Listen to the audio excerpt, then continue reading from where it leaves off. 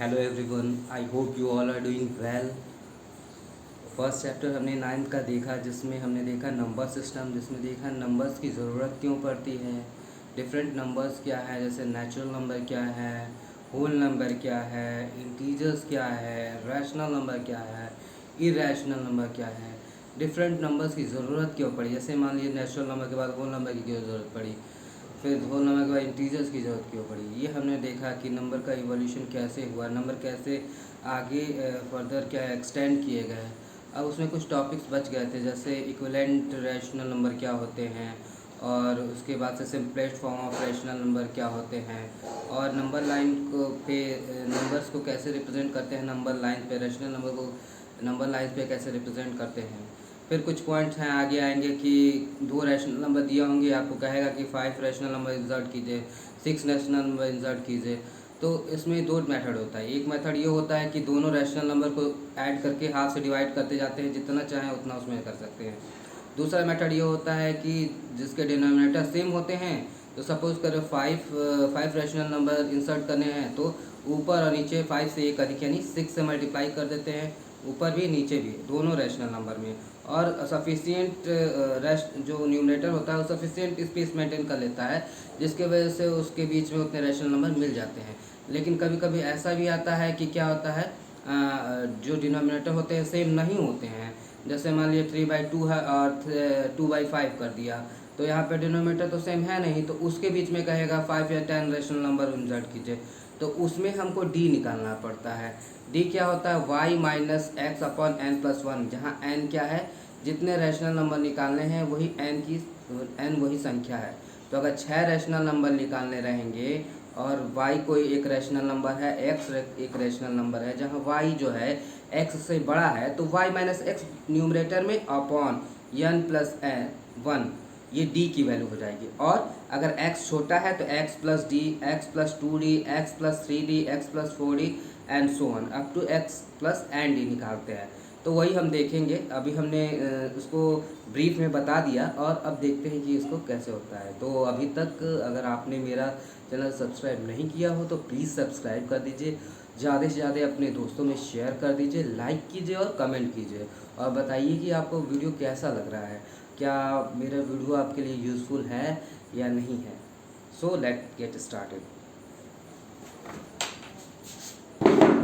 देखिए, है equivalent rational number, equivalent rational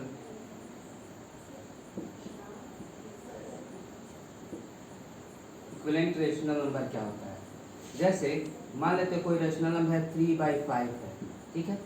तो अगर इसके न्यूमरेटर और डिनोमिनेटर में सेम नंबर से मल्टीप्लाई करें, जैसे मान लीजिए 3/5 है, उसमें 2 से मल्टीप्लाई कर दिए, इसमें भी 2 से मल्टीप्लाई किए, तो ये 6 हो जाएगा, ये 10 हो गया।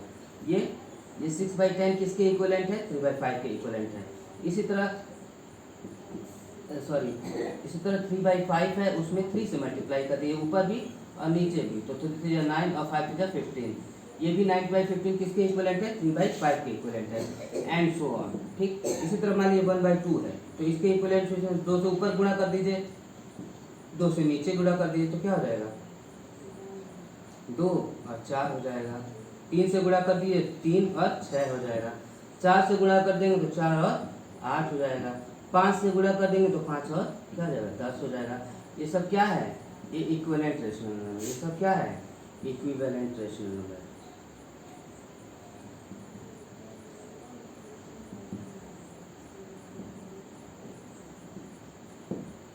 ठीक है, इसको नोट कर लीजिए।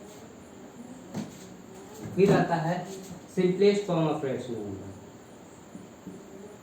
Simplest form of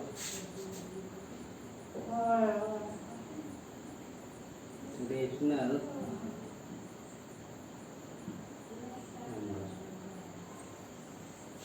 simplest form of rational number. तो कोई नंबर को सिंपलेस्ट फॉर्म में तभी कहते हैं, जैसे मान लीजिए a और a/b कोई रैशनल नंबर है,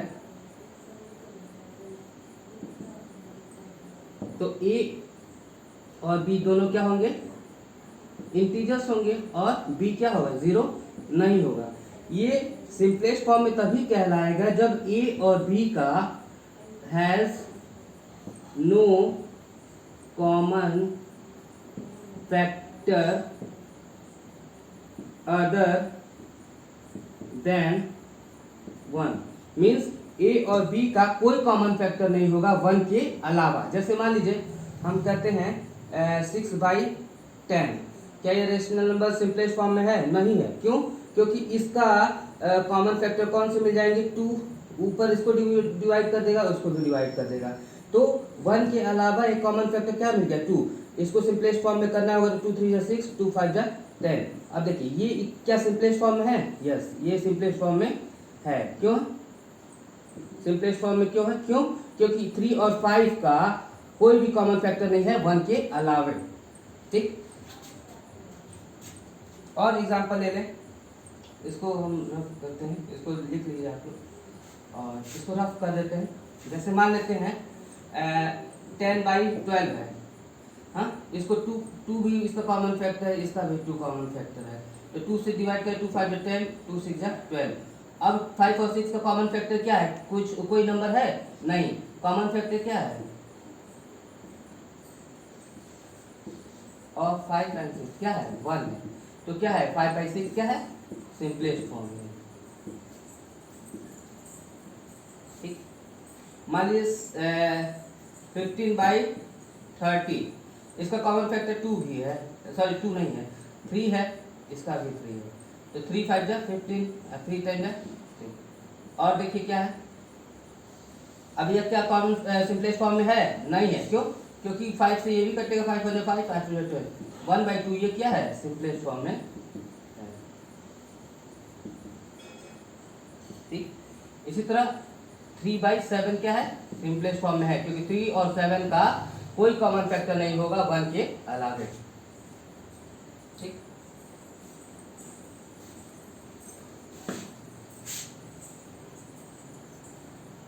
फिर आता है representation of rational number on real line. Representation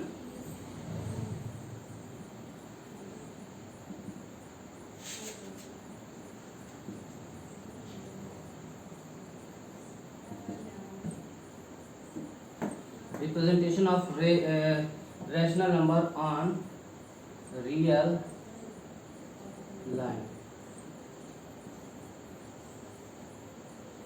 तो रियल लाइन मतलब एक, जैसे मान लीजिए माइनस इन्फिनिटी तक इधर जाएगा, इधर इन्फिनिटी तक जाएगा, बीच में मान लेते हैं 0 है। ठीक है, ठीक है, बीच में क्या है? 0 है। इसको सीधा कर देते हैं और यहाँ पे मान लीजिए ये वहाँ पे 1 है, यहाँ पे 2 है, ये मान लीजिए 3 है, इधर अप टू इन्फिनिटी।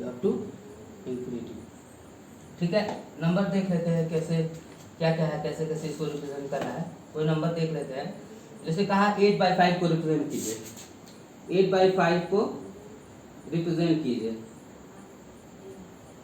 ठीक है, तो 8/5 को कैसे लिख सकते हैं? 1 होल 3/5 लिख सकते हैं, 5 एकम 5, 3 8 बटे 5 ये लिख सकते हैं। इसमें 1 क्या है? पूरे भाग है। ठीक, और 3/5 मतलब कि 1 के आगे 3/5 पार्ट है, तो ये जो है ये 1 से 2 तक का जो पार्ट है इसको 5 इक्वल पार्ट में डिवाइड कर देते हैं। 1 2 3 4 5, 1 2 3 4 5, तो यहाँ तक तो 1 है, और 3/5 यानी 1 2 3 ये जो पॉइंट है इसी को क्या कर सकते हैं? इसी को कर सकते हैं 1 होल 3/5 या इसी को 8/5 कर सकते हैं। ठीक है, फिर एक क्वेश्चन आता है -11/7 को दिखाइए, -11/7 को दिखाइए, तो ये क्या हो जाएगा? -1 4 और 7 साथ 11 बटे 7 ये हो जाएगा। तो देखिए इसको हम इधर मिटा देते हैं। जैसे मान लीजिए क्या है, यहाँ पे मान लीजिए 1 है, ठीक है, और ये यहाँ पे 2 है, मान लीजिए इक्वल पार्ट है। ये नहीं है कि यहाँ से 1 की दूरी कुछ और होगी, यहाँ पे भी इक्वल होगी। अगर ये 2 सेंटीमीटर का होगा तो ये भी 2 सेंटीमीटर का है, अगर ये 2 सेंटीमीटर का तो ये भी 2 सेंटीमीटर, मतलब जितने भी नंबर्स होते हैं इक्वल स्पेसिंग पे होते हैं।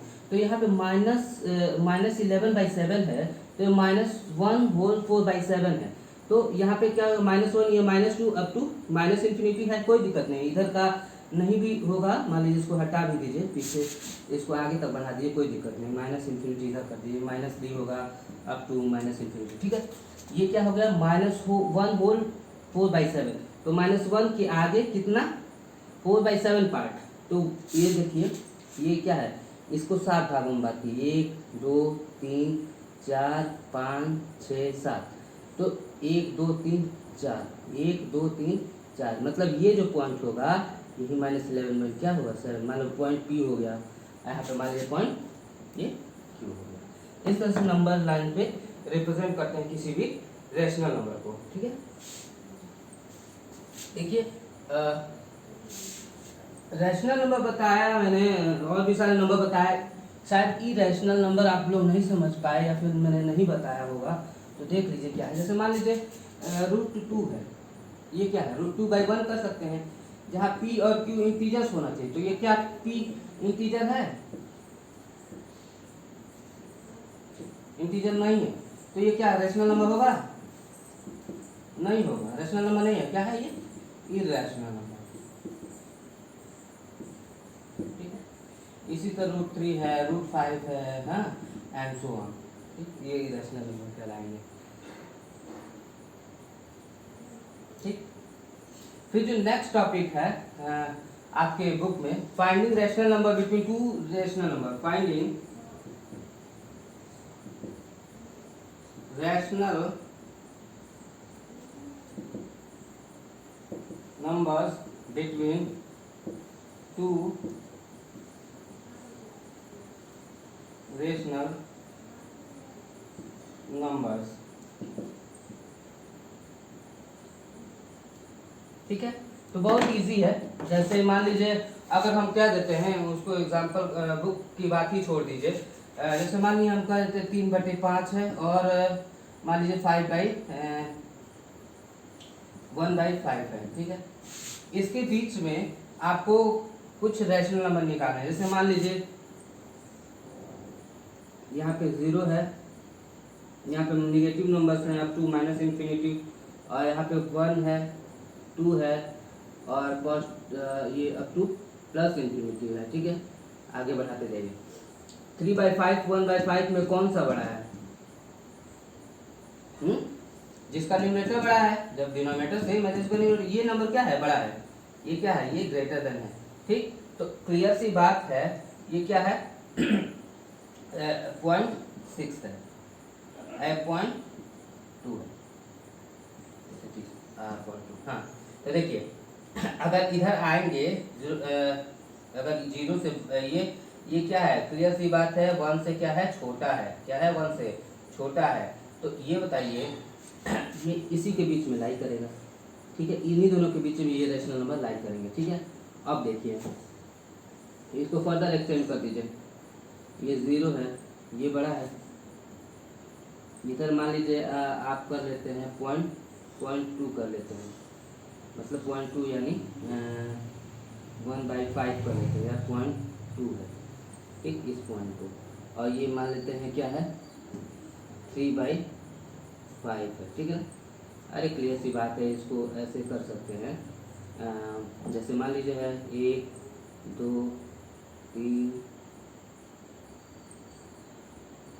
4 और ये 5, ऐसे इसको ऐसे कर लीजिए, आप बताते हैं।